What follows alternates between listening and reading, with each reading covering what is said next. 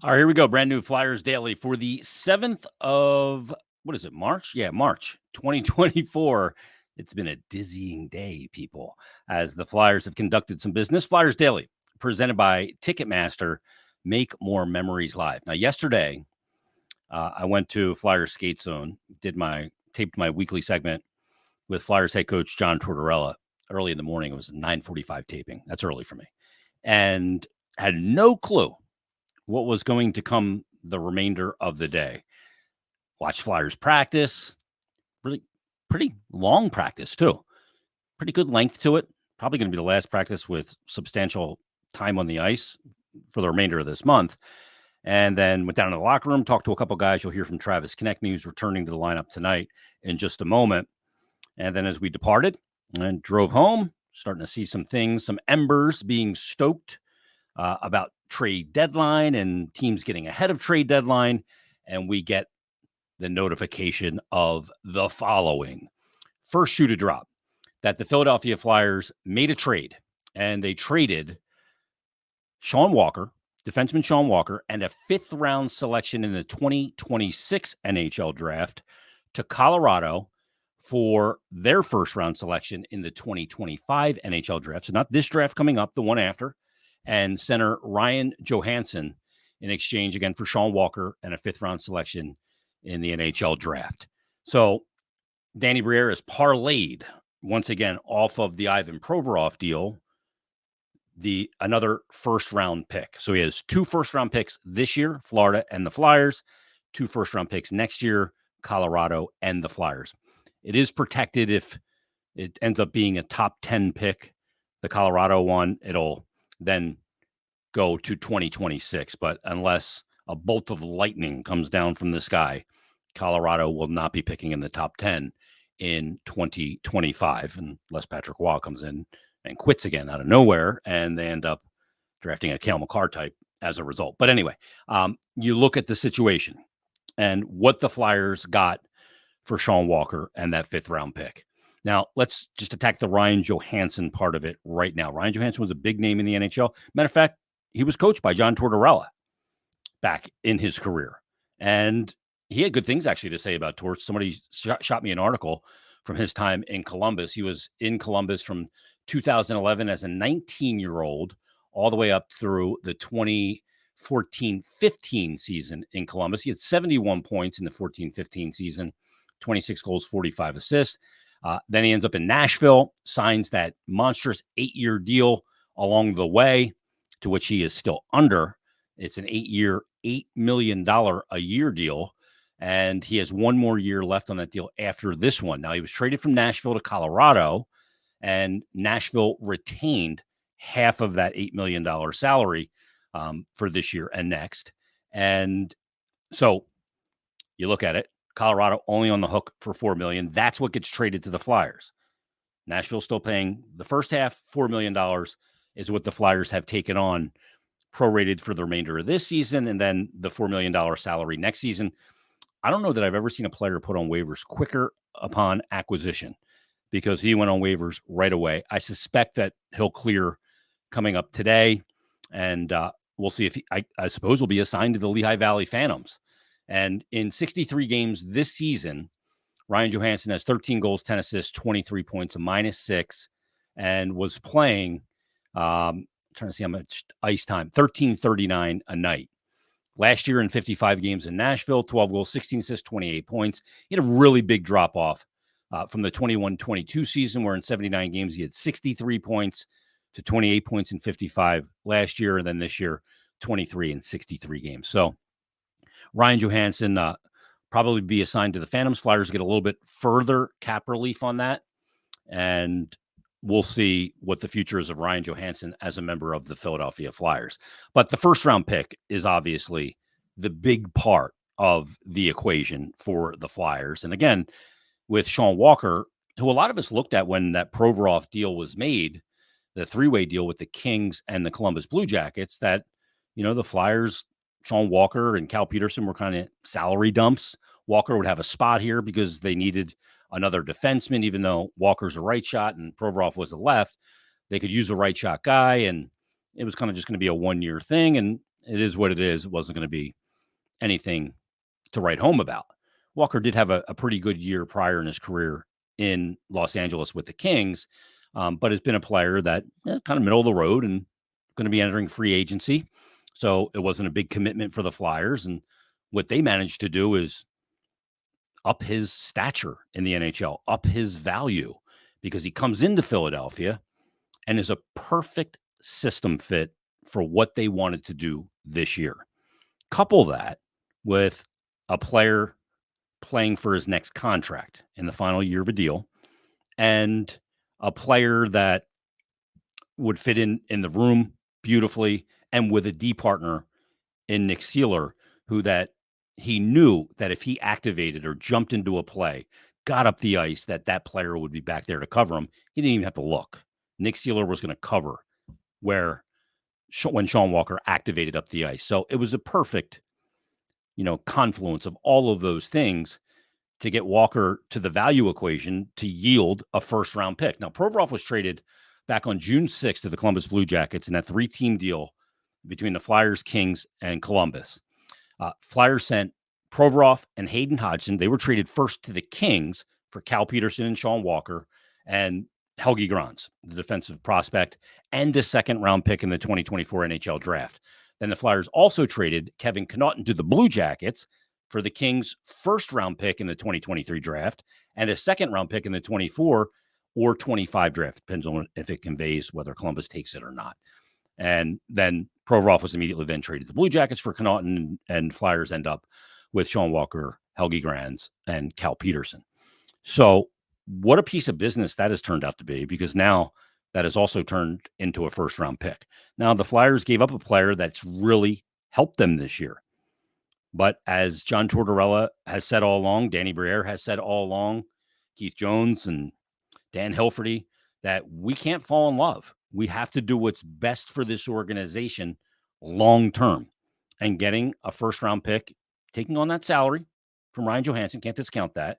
That's part of it. Weaponizing of cap space to get the first-round pick in the 2025 draft is a very nice return. And when you look at the total return for Ivan Provorov, even nicer. Some GMs play checkers, some play chess, some play chess at the grandmaster level, like Danny Briere has been playing both last offseason and certainly into this season. I don't know if he's Magnus Carlsen for you chess lovers out there, but he's playing high-level chess, planning multiple moves in advance. And the Flyers now have 2 first-round picks in this draft, 2 first-round picks in next draft, possibly 2 second-round picks in this draft, and 2 second-round picks in the year after's draft. So you're drafting a lot of times in the top of the NHL draft, and that's great equity. Just because you acquire a draft pick doesn't mean you have to use it on a draft pick. You can then also use that if you want to move up. Say the Flyers are drafting at 19 and 26 in this draft, and a player slips to 12, and they've identified that player. They now have more draft capital and assets to be able to move up at a targeted player that fills a need. Say it's a center that drops to 12. They had him ranked 7th or 8th. Those kind of things can happen. You can use the other first-round pick from this draft, or you can use one of those picks from next year's draft, either your own first-round pick or Colorado's. So there's a lot of different ways you can go if you're Danny Briere. You have a thing called optionality. And one thing GMs and coaches love is optionality. And Danny Briere has got that. And he has managed also to reverse the leverage situation that just over a year ago in Philadelphia was non-existent. He's got a team that's playing really well in the playoffs right now with, 19 games to go. He's got players that are playing really well that other teams want as a part of that. So he doesn't have to deal. He has leverage in these negotiations, and he can hold out for his price. And Danny Briere did. And he gets Shawn Walker to a good team in Colorado. I think the other interesting thing is we didn't hear Colorado's name mentioned at all. We heard Shawn Walker mentioned with Toronto, with Tampa, with Edmonton. We never heard any smoke about Shawn Walker going to the Colorado Avalanche. And again, another great part of this is that the Flyers front office with Danny Briere and Keith Jones are able to operate under cloak and dagger without it getting leaked. That's a big, big element. We saw it obviously in the Drysdale-Cutter-Gauthier trade. Nobody saw that coming. Nobody was reporting that there was even an issue, and that Anaheim and the Flyers were talking about anything. We saw it when Michkov came to town playing bubble hockey at the practice facility. When they want to pull in the ranks and not let information get out there, they've been able to do that. And that helps land better deals and better returns.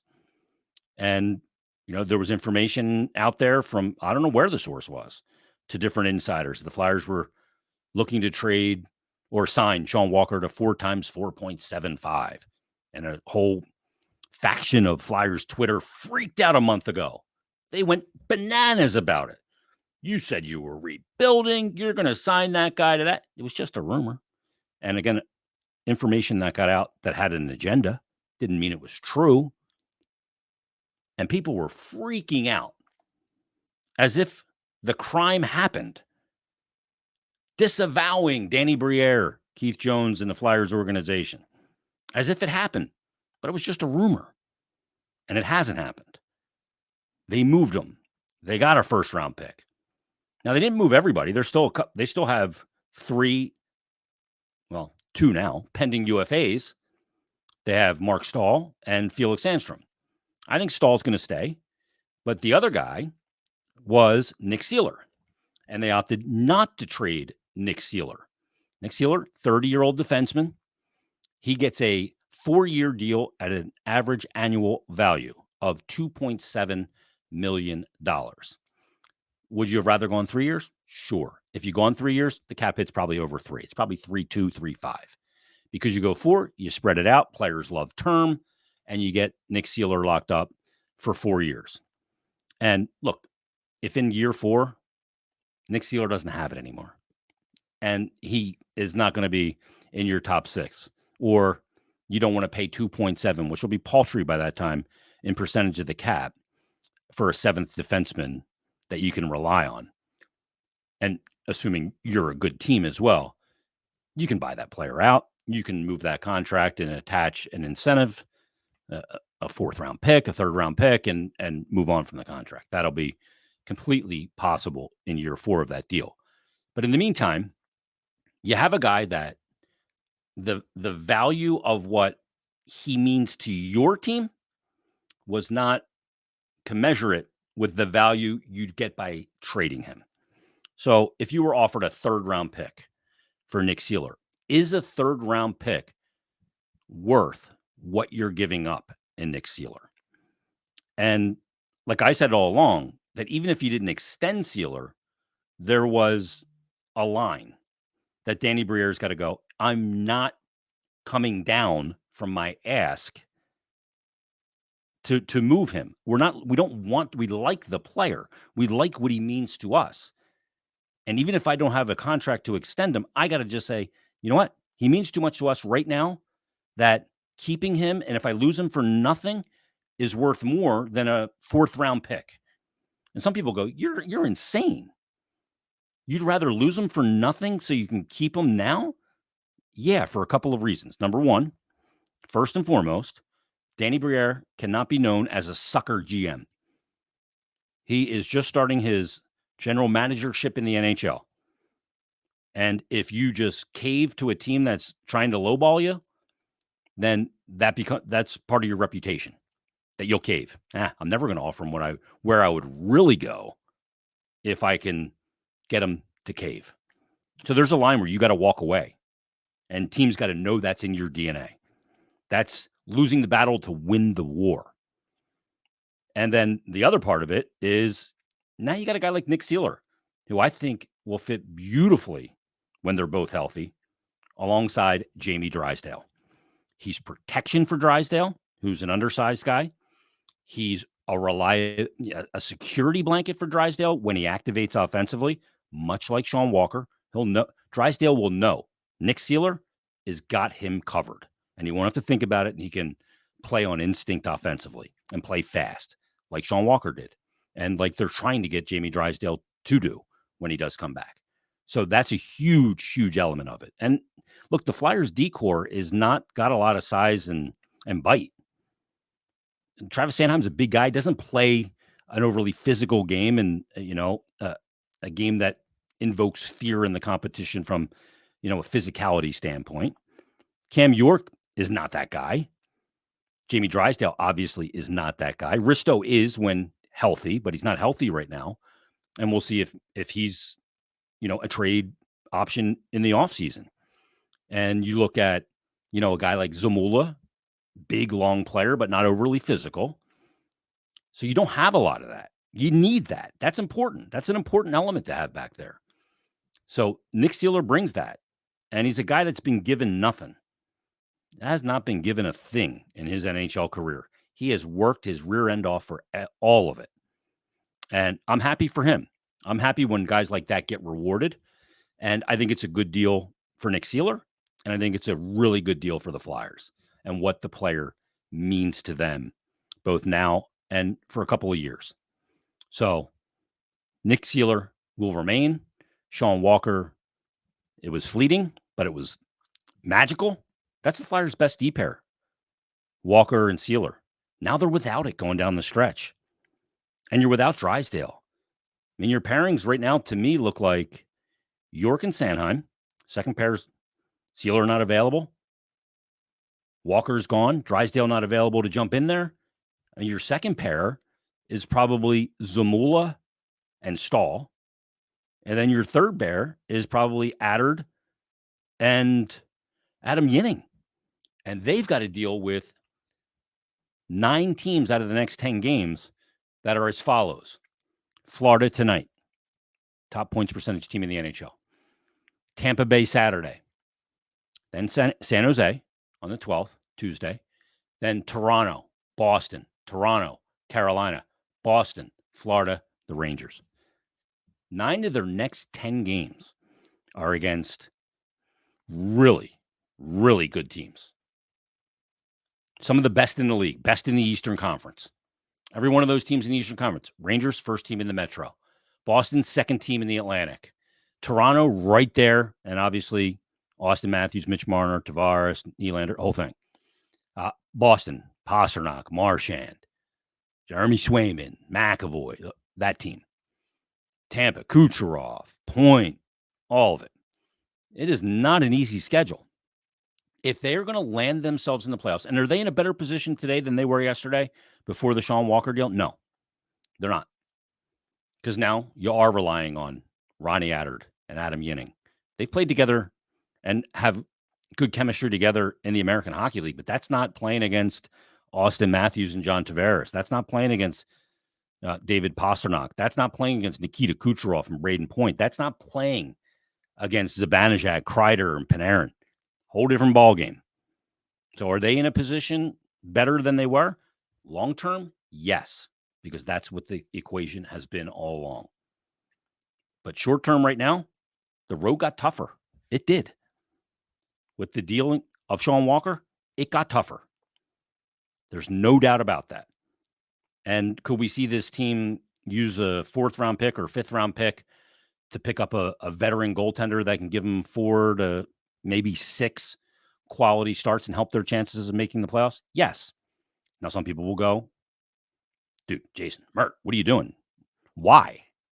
Why are you going to trade a 5th-round pick to get a goaltender? Like, just go with Sandstrom.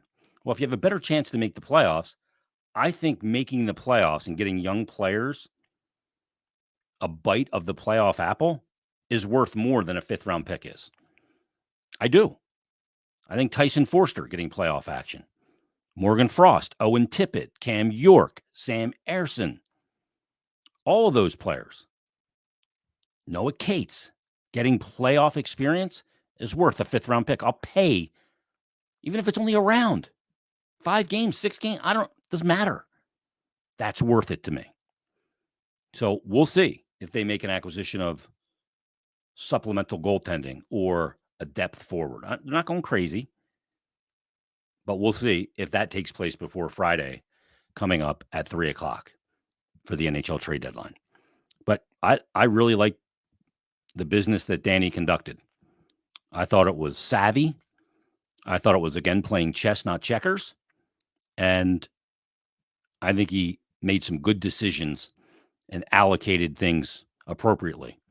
Having the pick in 2025, the first round pick from Colorado, I think is a smart move as well for two reasons. One, you already have 2 picks in 2024. I don't love having 3 number 1 or first round draft picks in the same year. You want to stagger your players coming into the NHL and leveling up from entry level contract to restricted free agent. You want to have that kind of stagger. You don't want to have a glut of 3 first round picks all at the same time doing that. Now you have the 2025, which also is thought of as a better draft than the 2024 draft and deeper, and also a better draft at a position of need, which is center. So whether it ends up playing out that way, we'll see. But having 2 firsts this year, 2 firsts next year, multiple seconds in both years and thirds and all of that, it is a very good thing. The team has gotten leverage and leveraged itself and can do that further this offseason. They're a team that can take on money. Do you buy out Ryan Johansson after this season? Maybe even this week. Do you put Ryan Johansson on the market after he clears waivers and tell a team that you'll retain $2 million on the $4 million that you're on the hook for? And is Ryan Johansson attractive to a team at $2 million for this year and next?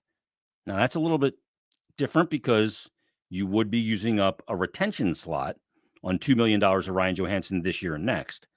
And maybe you'd be better served to have that retention slot to weaponize it further in the offseason. So all that's got to be part of the equation for Danny Briere moving forward. One of their 3 retention spots is being held right now by Kevin Hayes. They have 2 more.